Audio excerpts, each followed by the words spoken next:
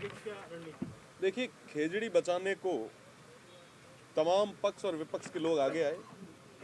मैं उनका आभार व्यक्त करता हूं, विशेषकर साधु संतों का आभार व्यक्त करता हूं, विश्नोई समाज का आभार व्यक्त करता हूं, छत्तीसी कौम के वो तमाम पर्यावरण प्रेमी जो थे उनका आभार व्यक्त करता हूं, जिनका प्रत्यक्ष और अप्रत्यक्ष रूप से सहयोग रहा।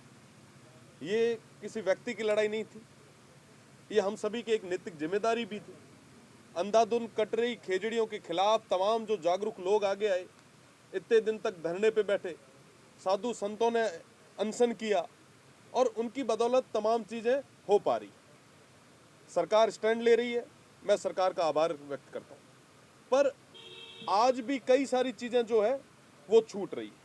पहली बार 27 अगस्त 2025 को संतों के समक्ष एक मीटिंग हुई, कहा गया कि कानून आएगा।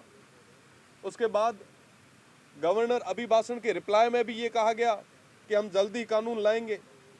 इन तमाम चीज़ों में भी काफ़ी समय जो है वो बीता है और जिस तरीके से अभी ये समय निकल रहा है उस तरीके से जो खेजड़ियों की कटाई है वो भी लगातार बढ़ रही। कल एक आदेश आया है, मैं धन्यवाद दूंगा कि आप आदेश ले आए। उसमें आपने कलेक्टर्स को कहा है कि कोई भी तरीके से किसी भी तरीके से खेजड़ी नहीं कटनी चाहिए। ठीक बात है, आपने आदेश दिया, पर साहब कलेक्टर के पास क्या पावर है कि वो जाके रोक सके? टेंडेंसी एक्ट में आज भी 100 रुपये जुर्माना है। अगर कलेक्टर कहीं जाके खड़ा होकर अगर कह भी दे तो भी कानूनन तौर पे वो रोक नहीं सकता। आप अगर वाकई चाहते हैं तो अनुच्छेद 213 के तहत आप अध्यादेश लाएं। सरकार के पास ताकत है कि अध्यादेश आ सकता है, तो अध्यादेश क्यों नहीं ला रहे आप? मेरा निवेदन है कि आप मजबूत ठोस कदम उठाएं। आप जो कर रहे हैं मैं उसके लिए आभार व्यक्त करता हूं, पर आज भी कुछ चीज़ों की ज़रूरत है। साधु संत आमरण अनशन पे बैठे, ये ठीक नहीं है, सभ्य समाज में इसकी जगह नहीं है, पर फिर भी तमाम चीज़ों की आज भी ज़रूरत है। मुझे लगता है उस और भी डिसीजन लेना चाहिए। साथ ही साथ मैं आपका और प्रदेश की सरकार का विशेष ध्यान आकर्षित करना चाहूँगा।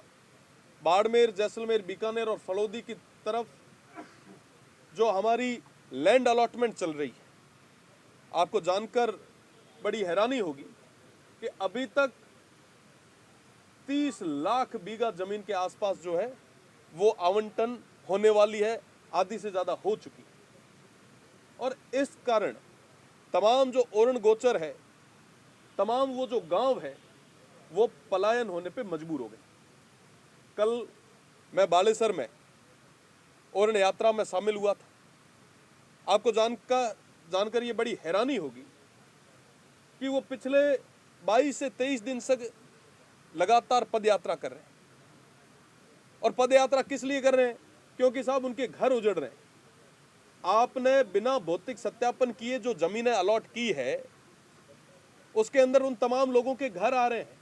वो तमाम लोग जिन्होंने आज तक कभी शहर नहीं देखे, कभी पक्की सड़कें नहीं देखी, जो मवेशियों पे निर्भर रहते थे, अपने टांकों पे, बेरियों पे, खेतों में रहते थे, आज के समय में उस अलॉटमेंट के कारण वो सड़कों पे आ गए। ये बहुत बड़ी समस्या है। मैं तमाम जो भी जनप्रतिनिधि हैं उन सभी से कहना चाहूँगा, आप तमाम बंधनों से टूटकर इस जनता के लिए आगे आए।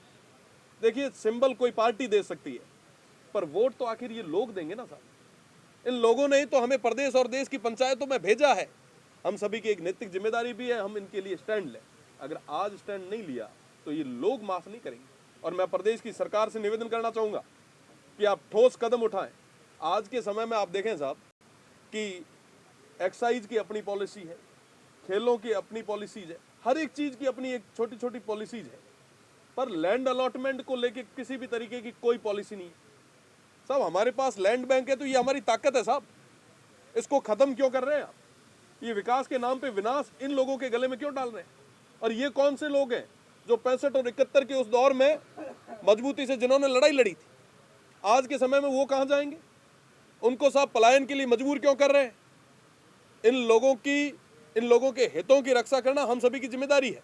मैं तो तमाम जो जनप्रतिनिधि उन सभी से कहना चाहूँगा कि तमाम बंधनों को छोड़कर, जाति, धर्म, आप किसी भी विचार के होंगे, पर ये क्षेत्र जब रहेगा, जब यहाँ के लोग रहेंगे, तो ये तमाम चीज़ें संभव हो पाएगी। आप सबको आगे आना चाहिए, प्रदेश की सरकार को इस और मजबूत कदम उठाना चाहिए।